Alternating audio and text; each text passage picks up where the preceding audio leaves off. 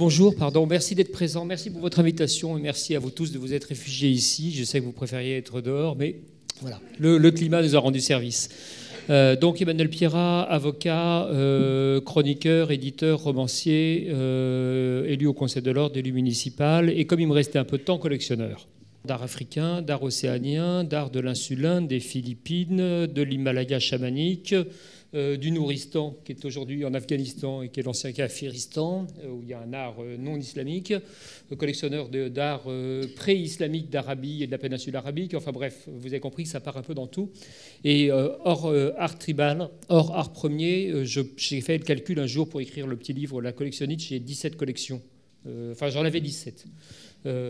Donc, qui passe depuis les animaux empaillés ayant appartenu à des grands écrivains, ce qui est une collection très particulière, je le reconnais. Mais j'ai le pangolin d'André Breton pour notre ami Robert Kopp, mais aussi le ragondin de Pablo Neruda. Mais enfin voilà, tout ça a fait que j'ai dérivé lentement. Et puis comme j'ai des parents qui habitent en Namibie et que moi-même j'ai vécu en Inde par ailleurs, à Calcutta, près d'une communauté qui s'appelle les Santals, qui n'est pas hindoue, mais donc qui est qu'on va considérer comme tribale. À un moment, j'ai versé dans l'art tribal au sens large.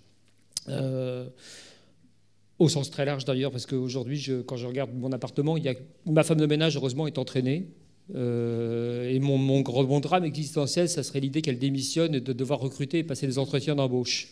Parce qu'il y a environ, en dehors des 15 000 livres chez moi, des photos, etc., il y a environ 800 masques et statues à peu près, et puis beaucoup de couteaux de jet, puis il y a pas mal de crânes, on en parlait avec mon voisin avant qu'on commence, donc les crânes, ça plaît toujours aux femmes de ménage. Des crânes humains, pardonnez-moi, surmodelés, etc. Donc, et quand en plus on leur dit que c'est fragile, alors là, c'est la bonne raison pour ne pas y toucher. Est-ce qu'on peut avoir un œil? Est-ce qu'avoir un œil, c'est quelque chose qui existe dans la collection? Est-ce qu'il faut un œil? Oui, il faut un œil quand on collectionne. Tous les collectionneurs qui sont ici, je pense, sans vouloir les dénigrer, parce que je m'inclus dans le lot, je pense qu'on a tous commencé en achetant des faux, à un moment ou à un autre. On a tous au moins acheté dans notre vie, ou pas loin, on a acheté un objet qui n'était pas bon, mais qui nous a plu. Mais parce qu'on manquait d'œil, on manquait d'entraînement. L'art premier, comme tous les arts, ça nécessite de voir beaucoup, énormément. De passer son temps à regarder tout ce qui passe. Les ventes aux enchères, prestigieuses, moins prestigieuses, de voir ce qui est déballé dans les musées, ce qui est exposé partout, dans les plus grands musées, les plus petits musées. L'ethnologie à Neuchâtel, aussi bien que le Quai Branly. Il faut voir le maximum pour se faire un œil. Mais dans l'art tribal, il n'y a pas que l'œil qui compte. Parce que dans l'art tribal, moi j'apprends à mes filles à peser. Par exemple, le principe, c'est chaque fois que j'achète un masque, par exemple, il faut d'abord qu'on l'essaye. Ça plaît toujours à mes filles, parce que ça nous change un peu des musées. Chaque fois qu'on achète un masque, donc on le porte. Donc j'ai 2 filles, donc on essaye. Alors on ne met pas de ficelle, etc., mais enfin on se fait des photos en portant les masques. Mais quand on porte les masques, on comprend déjà les masques. On les appréhende mieux. Et les masques, quand on est collectionneur, on les regarde toujours à l'intérieur aussi, pour voir la patine, la façon dont ils sont véritablement faits. Et donc le toucher est important. Le bois, toucher le bois, peser le bois est important. Tous les collectionneurs savent que le bois s'allège avec le temps. Et que donc tel bois correspond à telle période ou à telle ethnie, et ainsi de suite. C'est que parfois des incohérences surgissent sur un très bel objet simplement parce qu'il n'a pas le bon poids. Il est trop lourd, il est trop neuf, il n'a pas été bien sculpté. Puis l'odeur. Moi j'aime bien l'odeur de mes objets.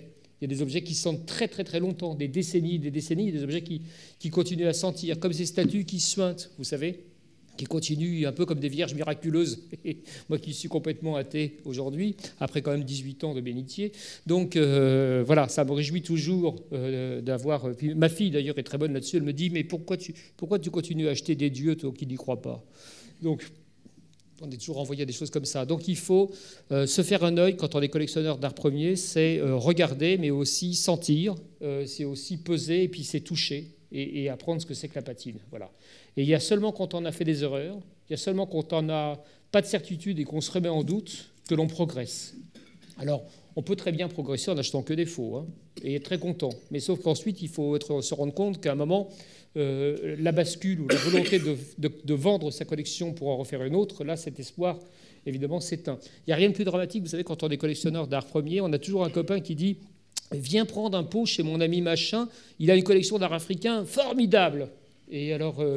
Et là, vous apprenez en posant une ou deux questions qu'il n'a jamais montré à un seul expert, qu'il n'a jamais acheté dans une galerie sérieuse, qu'il n'a jamais acheté que, sans dénigrement aucun, mais sur les marches du Sacré-Cœur. Et là, vous redoutez le moment de l'apéritif. Alors, évidemment, vous arrivez, vous voyez des trucs, et sincèrement, c'est un stand d'opus, on va dire d'opus de vente, qui sont déjà moins... voilà, c'est déjà le Louvre des antiquaires, à côté de ce que vous voyez.